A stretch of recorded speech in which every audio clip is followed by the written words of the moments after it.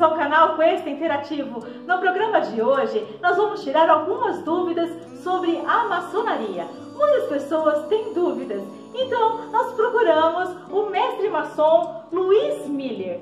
Ele é escritor, pesquisador e especialista sobre a maçonaria. E também ele é apresentador do canal Fatos Maçônicos. Como nós falamos, todo mundo tem alguma dúvida ou alguma curiosidade sobre a maçonaria. E nós vamos perguntar para o Luiz: qual é o papel da mulher na maçonaria? Nós temos essa curiosidade, entre outras. Nós queremos saber qual é a relação da maçonaria com os Illuminatis. E também nós queremos saber aí também o que é a maçonaria, como é que se faz para se ingressar para ser um maçom. Luiz Miller, muito obrigado primeiramente por você ter aceito a estar participando do canal Quest Interativo. Para nós é motivo de muita alegria e de muita honra poder estar te recebendo. Olá Elaine, tudo bem? Um forte abraço aí a todos os seus telespectadores desse lindo trabalho que é o Quest Interativo. Então, hoje nós vamos falar um pouquinho sobre essa sociedade que traz tanta dúvida na cabeça das pessoas, que é a maçonaria. Isso mesmo, vamos falar sobre a maçonaria. É um movimento a gente pode colocar até de cunho mundial, então vamos procurar entender um pouquinho mais do que se trata, né? Para quem não me conhece, eu me chamo Luiz Miller. Eu sou aqui do estado do Paraná, resido em Curitiba, né? Sou um pesquisador dessa área de metafísica. Vocês estão vendo aí uns locais sagrados da Índia atrás de mim, né? Mas eu sou um pesquisador de forma geral dessas questões todas aí da metafísica, vamos por assim, mas tenho um amor muito especial por esse tema que é a maçonaria, que é a construção do ser, né? Que o maçom é o pedreiro, é o construtor, e no caso é o construtor dele mesmo. Então eu gosto muito dessa temática, né? E é uma sociedade também, né, que acabou se expandindo na maioria dos países, quase que em todos os países, na verdade, a maçonaria está presente, né? E é um tema muito interessante da gente conhecer, mas também traz muita controvérsia. Então eu gosto dessas coisas, gosto de estudar a história da maçonaria, os pequenos detalhes. Então é isso, né? Tem uma rede que chama Fatos Maçônicos, um canal lá no YouTube também, né? Que fala sobre maçonaria, especificamente sobre maçonaria, porque eu gosto muito de observar as várias facetas que essa sociedade pode vir a apresentar. Vamos então à nossa primeira questão. Luiz, conta pra gente o que é a maçonaria. Ela é uma sociedade secreta milenar? Quem pode se ingressar na maçonaria e o que é preciso para poder fazer parte da maçonaria? A maçonaria é uma sociedade secreta milenar? Será que a gente pode considerar desse jeito? Bom, na verdade não, né? A gente considera a maçonaria como uma sociedade discreta, certo? Por quê? Porque você vai aí na sua cidade, você vai ver que existem templos da maçonaria. Eles podem estar fechados aí na hora que você está passando, mas eles existem. Então não é nada secreto, né? Não é nada assim escondido. Certo? Ele fica discreto, ele está fechado, mas existe, você sabe que existe. Se você for aí também na junta comercial aí da sua cidade, você vai ver, vai observar que existem as lojas, né, que são organismos. Nós vamos falar um pouquinho sobre a estrutura da maçonaria. Elas também possuem o CNPJ, né? Então não é secreto, né? É discreto. O pessoal trabalha meio na discrição mesmo, né? Mas não é nada secreto. E o que é a maçonaria, né? Elaine me perguntou o que é maçonaria. Então é uma questão difícil, né? Cada vez que eu me aprofundo mais, certo? Você começa a observar várias e várias facetas desse movimento, como eu falei, né? Mas talvez a melhor definição seja uma escola de aperfeiçoamento que visa trazer o homem ao nível assim de entendimento, de consciência melhor do que eles tinham quando acabou entrando. Vai, obviamente, depender do seu esforço. Então é uma escola, talvez seria uma definição bacana para a gente entender o que é a maçonaria, certo? Apesar de tantas teorias da conspiração aí, né? E quem pode entrar nessa ordem? Bom, nós temos homens, nós temos várias linhas que eu já vou falar a respeito dessas linhas, né? Mas basicamente eu sou de uma linha tradicional e conservadora, né? Então, como eu falei, a maçonaria ela teve um início lá na Inglaterra, no dia 24 de julho de 1717, certo? E lá surgiu uma estrutura uma estrutura para organizar, né, a ordem, né? A ordem já quer dizer organização, mas surgiu uma estrutura para organizar. Então, o que nós tínhamos? Nós tínhamos várias células, que são as lojas, certo? E ali criou-se uma estrutura para organizar essas lojas. E essa estrutura criada começou a expedir uma coisa que eu acho que a maioria das pessoas conhece, que são as cartas patentes, né? Então, mais ou menos a maçonaria funciona desse jeito, ela funciona com patentes. Então, aqui no nosso país, por exemplo, nós temos a maçonaria de forma oficial aqui no ano de 1822, em uma instituição que hoje chama-se Grande Oriente do Brasil, ao qual eu faço parte. Então, você vê, já faz tempo, né, que tem a maçonaria aqui no Brasil também, né? Então ela funciona mais ou menos dessa forma, né? Então ela tem esse formato, né, maçonaria tradicional e, como eu falei, conservadora. Ela é uma instituição feita de homens, é feita por homens, então somente homens podem entrar. Nós temos outras versões aí, que seria a maçonaria feminina. Eu já vou falar um pouquinho aí do papel da mulher na maçonaria, que é importante, né? E também temos uma outra versão que seria a maçonaria mista. A gente chama maçonaria mista ou co-maçonaria, que é a maçonaria no sentido que homens e mulheres trabalham juntos, certo? E o que é preciso para entrar nessa ordem, né? Caso você seja homem, obviamente, e queira entrar nessa ordem tradicional e conservadora, a recomendação, não somente minha, mas também dos dirigentes do Grande Oriente do Brasil e das potências que existem, né, regulares e reconhecidas aqui no nosso país, as grandes lojas e os orientes independentes, é que você procure alguém no seu círculo de amizade, certo? E expresse essa vontade de entrar na ordem. E é bacana fazer desse jeito, porque se você conhece alguém, mesmo que não seja aquele grande amigo seu, mas se você vai lá e conversa e procura tirar algumas dúvidas, muitas dessas dúvidas podem ser sanadas, né? Claro, hoje existe o canal Fatos Maçônicos também, né? Que ajuda a tirar todas essas dúvidas que o pessoal acaba tendo, mas nada melhor do que o olho no olho conversando com uma pessoa, né? Então funciona desse jeito. Luiz, conta pra gente agora como é a estrutura da maçonaria, o que são as ordens e também quais são os conceitos fundamentais da maçonaria. E a estrutura da maçonaria? Bom, como eu falei, na verdade, lá para trás, né, lá no ano de 1717, começou a se criar uma estrutura. Então a gente chama potência. Fazendo um apanhado rápido para o pessoal entender, então eu falei, né, sou do Grande Oriente do Brasil, e nós temos uma estrutura que funciona mais ou menos assim. Ela é quase um espelho do que a gente vê na nossa vida pública. Ou seja, nós temos cidades, estados e uma federação, né? Então eu moro aqui, por exemplo, em Curitiba, certo? Eu tenho um prefeito aqui, moro no estado do Paraná. Curitiba está no estado do Paraná, né?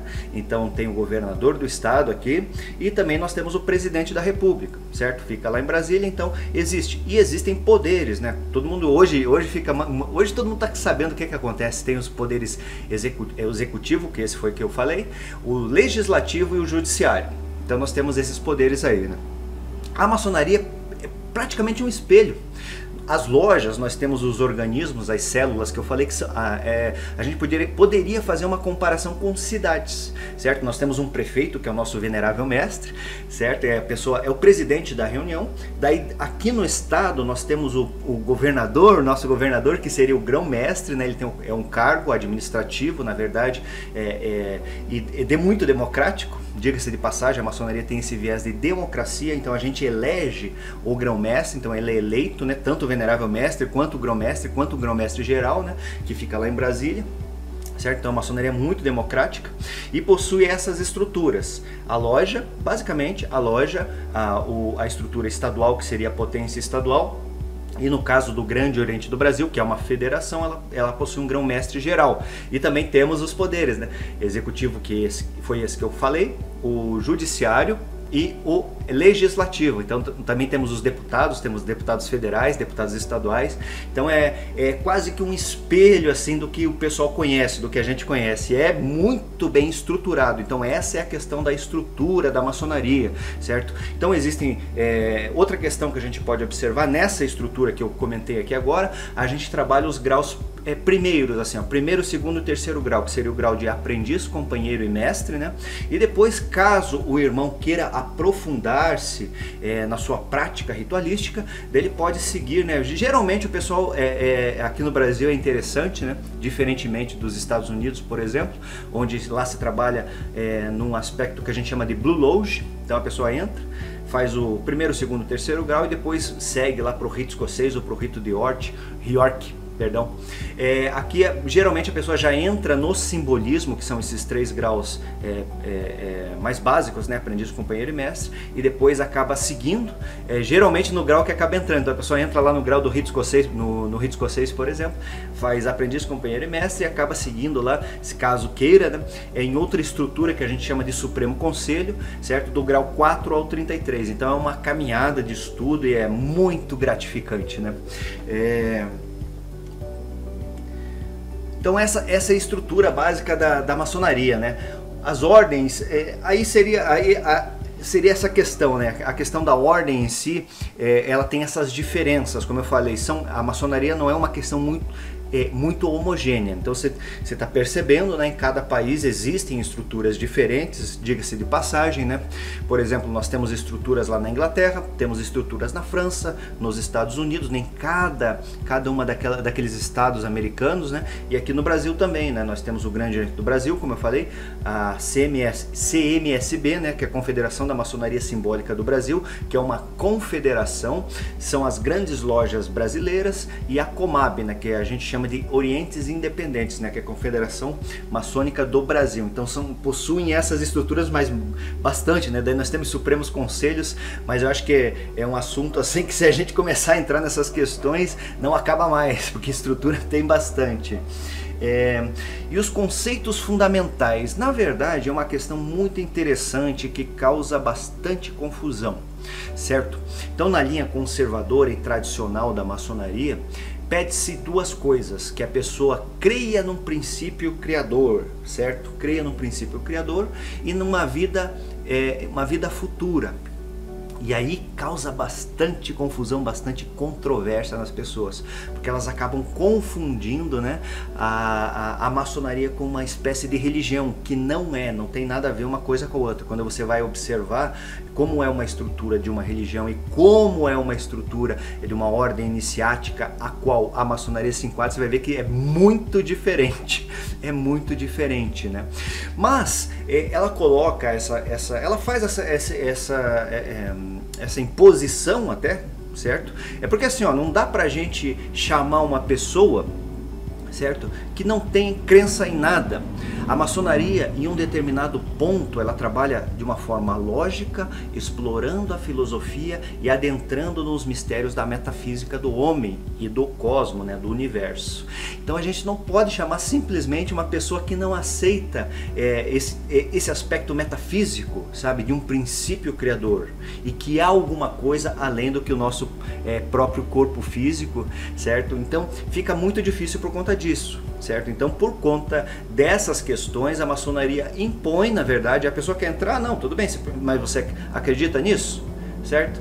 Então, tudo bem, a gente não pode pôr na cabeça da pessoa, e aí se coloca como uma uma sociedade de liberdade de pensamento, esse aspecto, né? A pessoa pode ser livre, tudo bem, você não quer acreditar em Deus, não quer acreditar em nada, certo? Problema seu, mas infelizmente daí a pessoa não pode fazer parte da maçonaria. Então tem essas questões que a gente pode colocar, né? A maçonaria não é uma organização dogmática, por exemplo, como uma religião não possui dogmas nesse sentido, né?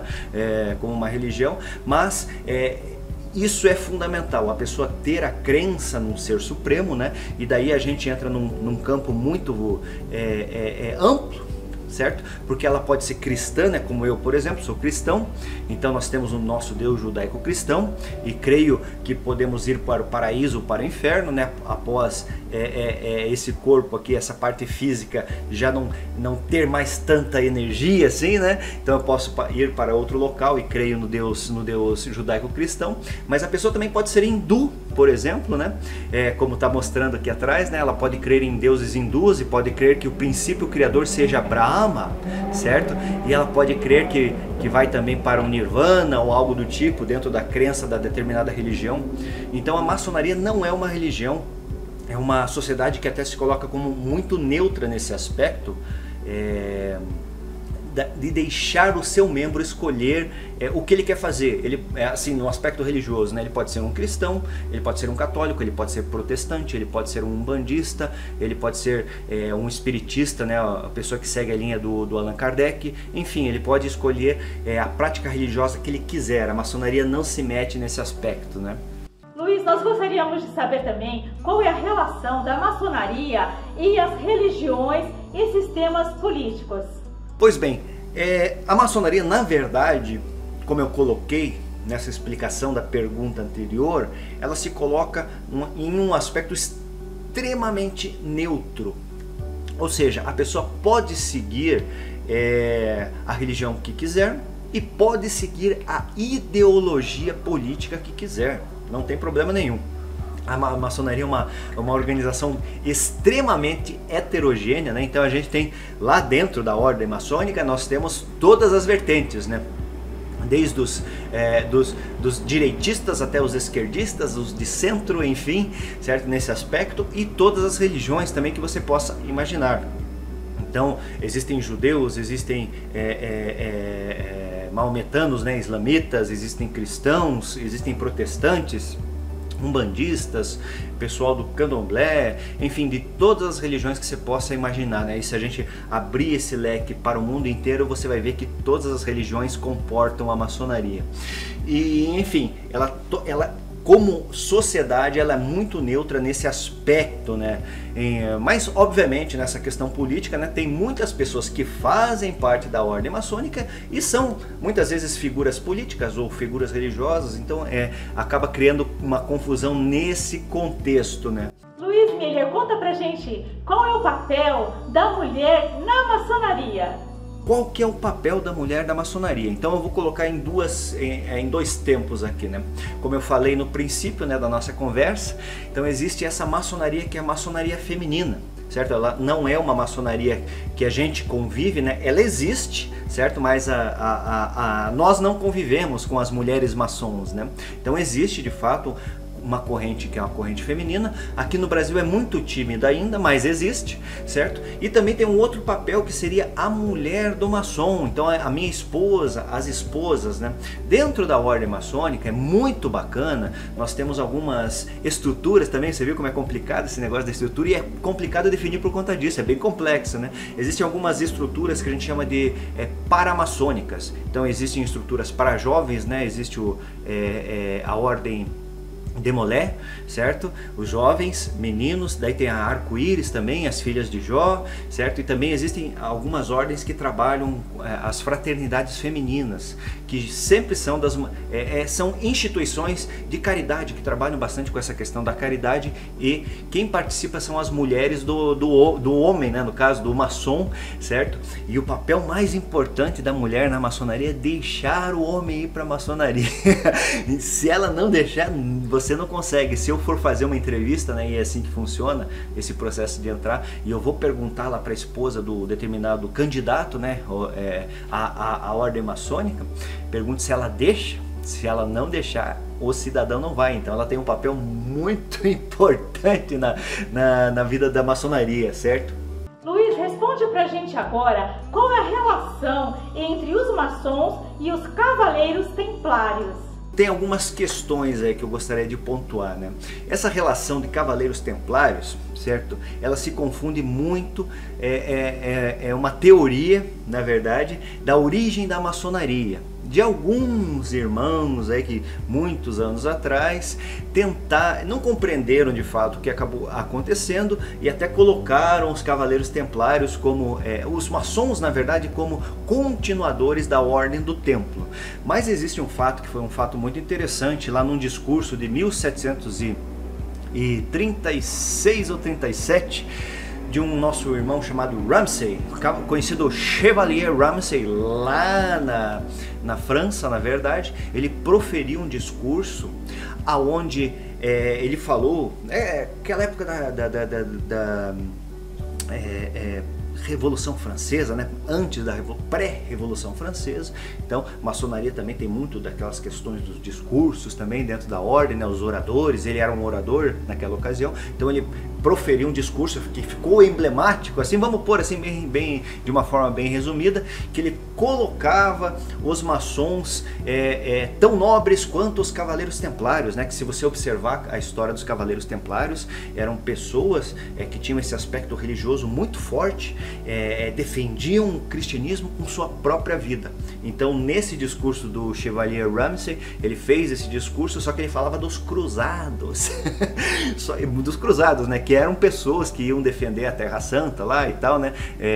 Na Idade Média, enfim, né? Todas aquelas guerras lá, para quem não conhece, daí assista o filme Cruzada também, né? Muito interessante, vai conhecer um pouquinho desses contextos até dos Cavaleiros Templários, e aquela coisa que aconteceu no filme é real, sabe? É muito romântico o filme, muito bem feito, mas é real, se você for observar a história. Então aquilo aconteceu de fato, né? Então foi isso, né? A questão dos Cavaleiros Templários, a maçonaria surgiu, nesse aspecto, ela surgiu antes dos Cavaleiros Templários dentro da maçonaria. A maçonaria surgiu em 1717 e a história dos Cavaleiros Templários surgiu lá por 1736, 37, e a partir desse momento, desse discurso, começaram a surgir graus que homenageavam os Cavaleiros Templários.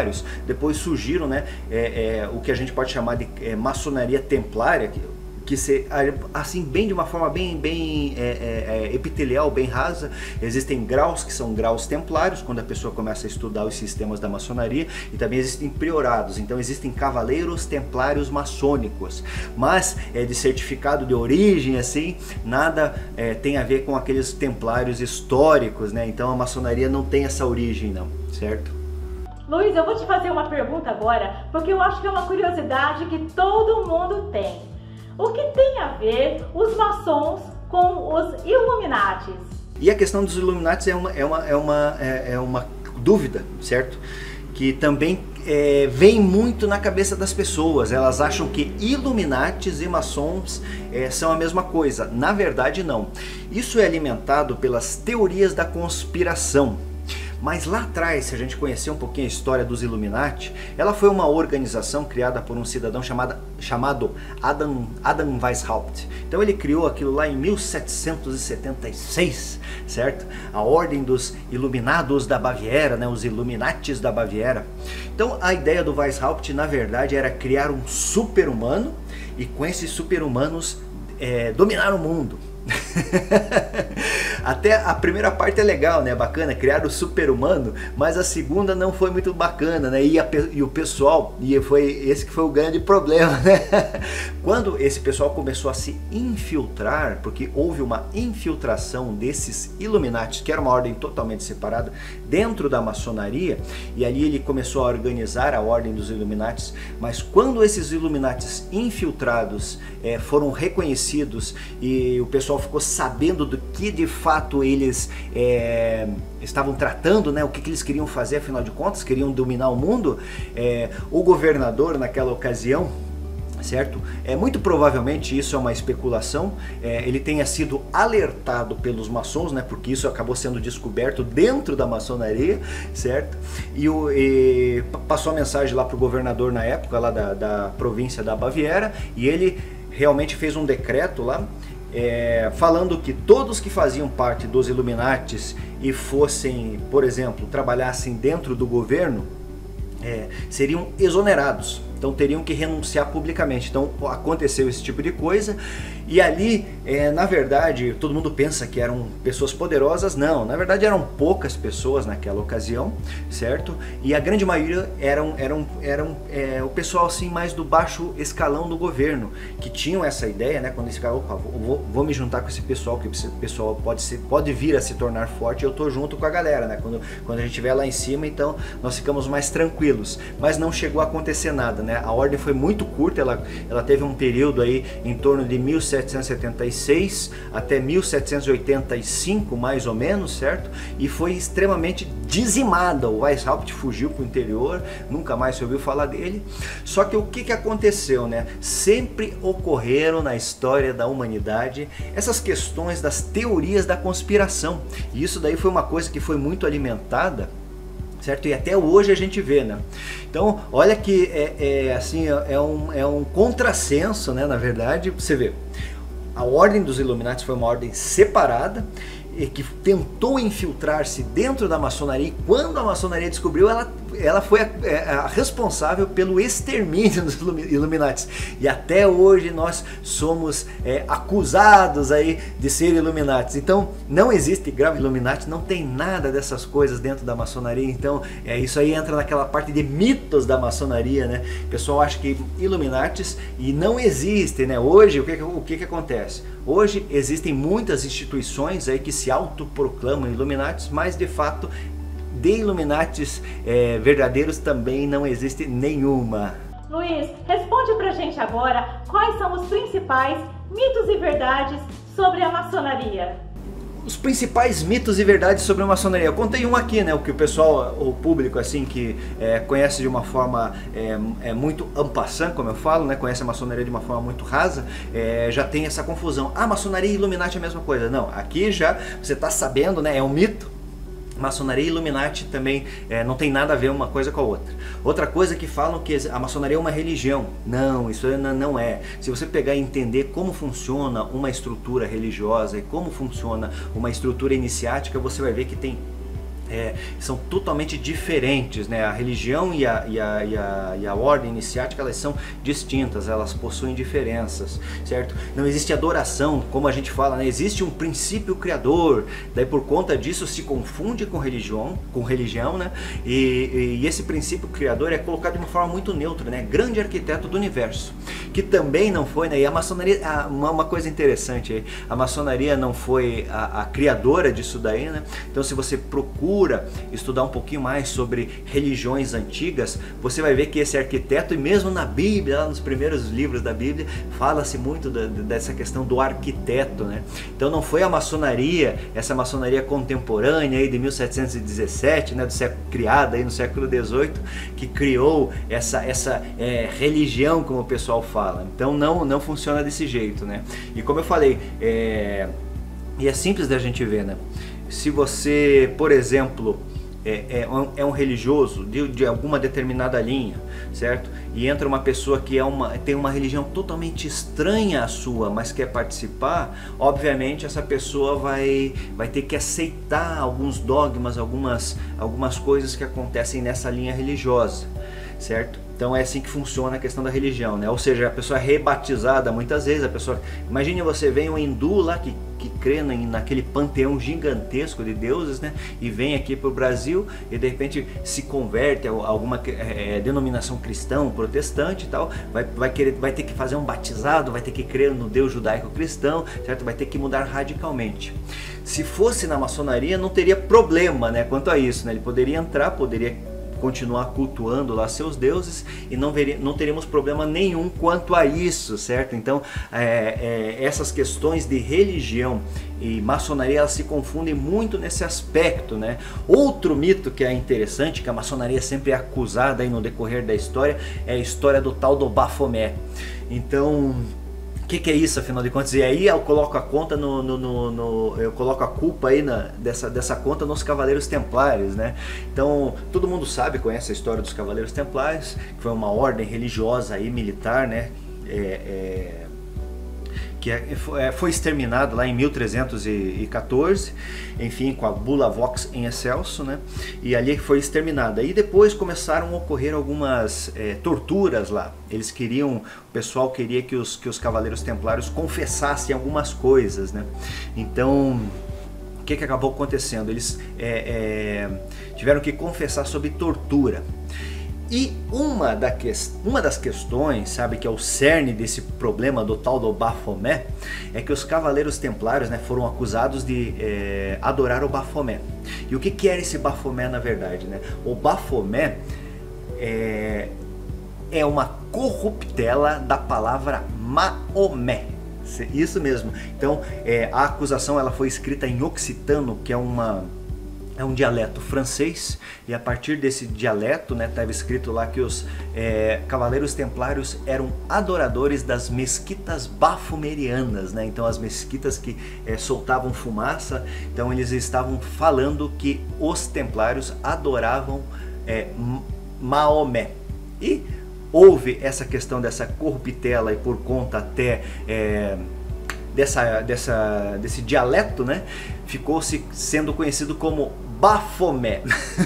Daí essa conta, na verdade, é dos Cavaleiros Templários, acabou caindo no colo da maçonaria, e daí o pessoal fala que os maçons adoram o Bafomé. Então isso daí também é um outro mito, né? Não existe essas coisas, a maçonaria, como eu falei, não tem adoração nenhuma a nenhum deus, cada um tem a sua religião, certo? Não adoramos Bafomé, e eu sempre digo, é interessante o pessoal ver tanto isso. Então, do grau 1 até o último grau de qualquer sistema maçônico, você não vai ter o Bafomé, certo? Você também não tem o Lúcifer em nenhum grau, né? Que o pessoal fala, vocês adoram Lúcifer. Isso daí também é uma bobagem, né? Não existe essa questão dentro da ordem maçônica. Então, esses são alguns, na verdade, se a gente começar a falar sobre isso, não para mais essa questão dos mitos da maçonaria. Luiz Miller, nós gostaríamos agora que você deixasse as suas considerações finais e também os seus contatos. Basicamente é isso, né? Eu quis trazer aí para os telespectadores aí, que estão assistindo, na verdade, alguns conceitos e procurar tirar alguns estigmas da maçonaria, né, nesse aspecto. Então, comentando a respeito dessas questões estruturais e de todo esse contexto que foi tocado aqui no assunto, e espero que você tenha compreendido um pouquinho mais. Assim, é um assunto bastante complexo, diga-se de passagem, que denota bastante tempo de estudo para compreensão, mas basicamente é história, né? Muita questão que eu falei aqui agora, se você for atrás para tentar, opa, eu não acredito, e isso que eu gosto, né? Eu gosto que as pessoas não acreditem em mim. Então, se não acredita em mim, então tenha a audácia de dar um passinho a mais sempre e pesquisar, né? Que daí você nunca mais na sua vida será enganado em aspecto nenhum. Muito bem, Elaine, eu fico muito agradecido de participar aqui dessa entrevista, acho muito bacana, certo? E convido o pessoal aqui a também conhecer meu trabalho lá no canal Fatos Maçônicos no YouTube. Muito obrigado pela oportunidade e até a próxima, e tudo de bom. Valeu! Luiz Miller, mais uma vez eu quero estar te agradecendo por você ter aceito estar participando do canal Quest Interativo. Você nos atendeu prontamente. E eu quero deixar aqui as portas do canal Quest Interativo para quando você quiser participar. Porque olha, eu vou te falar, nós temos muitas perguntas ainda para estar te fazendo, tá bom? Para nós vai ser sempre muita alegria poder estar te recebendo. Eu quero pedir a você também que vá lá no canal Fatos Maçônicos e também curta aquele canal, porque tem todas as informações que você precisa sobre a maçonaria, tá bom? Eu quero pedir a você que ainda não se inscreveu no canal, que você se inscreva no canal Quest Interativo, porque para nós é muito importante cada inscrito. E também que você curta, que você compartilhe e que você comente nesse vídeo, que o Luiz Miller ele vai estar respondendo para vocês a cada questão que você tiver. Eu aguardo você na próxima semana com mais uma entrevista do canal Quest Interativo. Um forte abraço e até lá!